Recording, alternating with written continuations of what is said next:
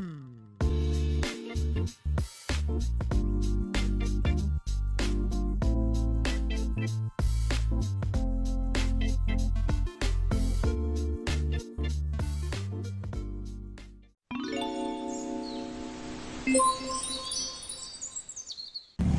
Evs, today I'm giving you a tour of some of the properties in Iloilo City right now that are for me of great deal.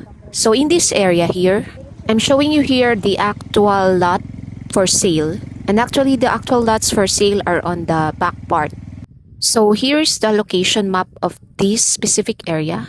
And the encircled lots here are the available. So this is in Calahunan, Mandurriao. The lots here are in 200 square meters per cut and the selling price 10,000 per square meters. Moving on to another lot that is available in Mandurriao is this gated lot here. And so this is the actual area where the lot is situated. As you can see, there are houses around and most of the houses here are apartment houses. So this specific red gate here is the actual location of the lot. And this is 1,090 square meters, selling at 9,000 per square meters. It is walking distance to the National Road. As we navigate here, this is the actual location. And this is along the Guzman Mandurriao. And is 7 minutes going to Festive Walk. Here is the actual road in the National Highway. Moving further, I have here a very interesting project development. And right now, we are going there. And this is the temporary road going there because there is a much accessible road. So this is in Barangay Santa Rosa, Mandurriao. And this barangay is across CPU Gate 8. CPU is Central Philippine University, one of the most renowned university in Iloilo City. So here I am giving you the actual way where you can access the project development wherein we have their shop houses as well as house and lots and the soon to rise condominium. I am excited to share those projects because everything there is almost sold out.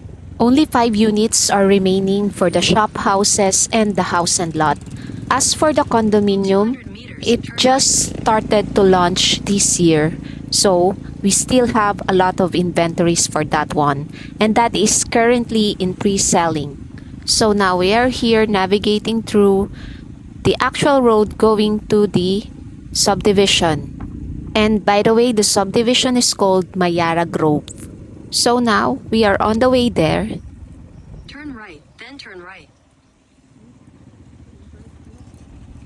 I need to use the maps because it's our first time going there.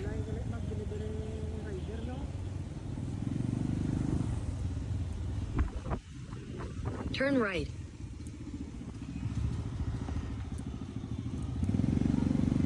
Here in the Philippines, especially here in Mandurriao, I definitely noticed that there are subdivisions within subdivision.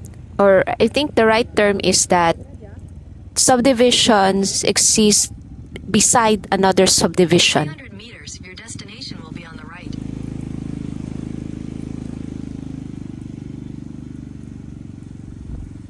And so now we are nearing the entrance of Mayara Grove. Later, I will show you the more accessible road going to this subdivision. We didn't come through there because it is undergoing a construction. Now we are here, and the first thing that you will see are the shop houses.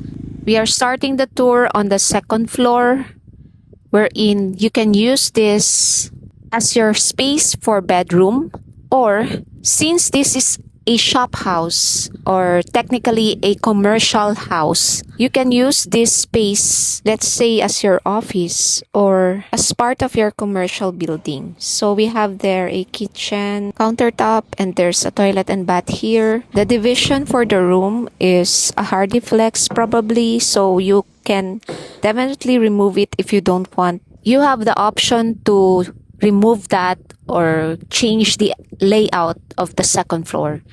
And here, as you can see, there's a huge space at the back. It is still yours. The shop, house, and lot is up to that wall there. And here is the actual stairs. We're going down to see the ground floor.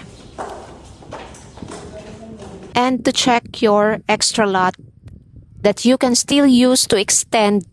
You can do a lot of things here. And here is also yours as well, that water tank that serves as rainwater catch system. So here is the actual ground floor deliverable, and we have here a provision for another bathroom if you want. And so the model is open, or the ground floor has an open space, which is ready for your own customized setup for your business. So here's the facade of the shop houses. So now I'm giving you a quick tour on a fully furnished house and lot, also here in this subdivision. We are starting here on the master's bedroom, and it has a balcony. So here is the actual community here. And this specific house and lot that I am giving a tour to you now is near the entrance. And so here on the second floor, we have here a toilet and bath. So everything that you see here will be yours if you purchase this. So this is the second bedroom. And here is the layout of the stairs.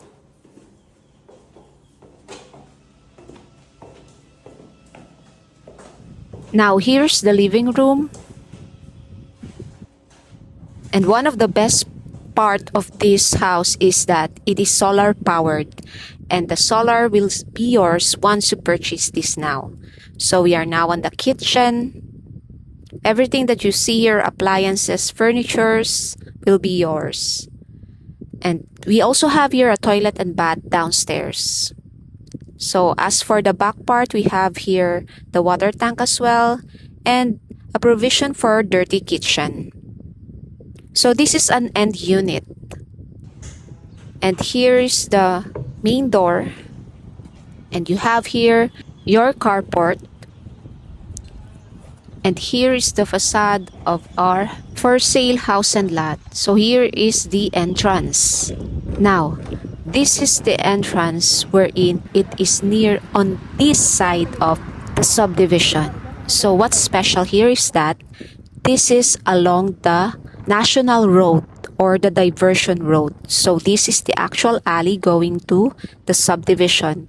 But currently, as I filmed it, this is in May of 2026, the bridge is under construction. So there is a bridge connecting from the main road going to the subdivision. So here is the actual subdivision, and the soon-to-rise condominium is also in this area. So there is the actual house and lot that we toured.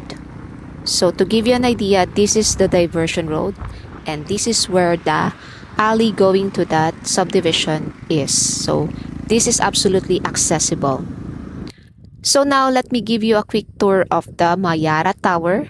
This is what I have said, the soon-to-rise condominium in that subdivision or location as well. So here, that is the undergoing bridge right now. So from that bridge is the condominium. Yes, there it will be built. And currently, this tower is in its pre-selling period, which means we are on our lowest price. So if you are interested to this one, especially if you have kids studying in Central Philippine University or will study in the future, this is the best time for you to secure your unit in Mayara Towers. So here is the actual layout for the condominium to rise there. So we have full amenities here. So for our studio unit with balcony, here is our model unit. So as you can see, we have there the kitchen, and here is the actual room and the toilet and bath. For Mayara Towers, we have studio units with floor area of 21 square meters. We also have one bedroom that starts from 31 up to 33 square meters and two bedrooms with 42 to 43 square meters. And everything here has balcony. As for the price, given that this is pre-selling and the location is very great, our studio unit price starts at 3.4 million. And as for the down payment, you can pay it for 48 months for only 5,263 pesos. So, all of these are near Central Philippine University, and this is the actual school. Once you come on this school, you will know why it is one of the most renowned and most sought after university in Iloilo City, not only by locals but by international students as well. This is a 24-hectare school that has from kinder up to college. So the way where we are now is the one going to Gate 8. So that is the gate where students can walk or access going to Mayara Grove. But let's say for example, you already have a student that is enrolled in CPU right now and you are renting for their apartment. I have a good news for you because here, as you can see, this is Burnwood Central. Currently, as I filmed it, this is in the month of May. And the actual turnover will be the last quarter of 2026. This is walking distance to Gate 6 of CPU. And this is the road going to the main entrance of CPU. So I have a good news with you because I currently have 3 listings of assumed units for the studio of this condominium. If you are interested, feel free to comment below.